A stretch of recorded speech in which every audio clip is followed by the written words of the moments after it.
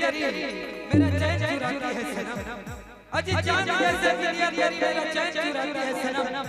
कभी होश होता है तो कभी नींद उड़ जाता है, मगर जब सपनों में आती है मेरा जी भर जाता है। हाय हाय हाय तेरी कसम, तेरी कसम।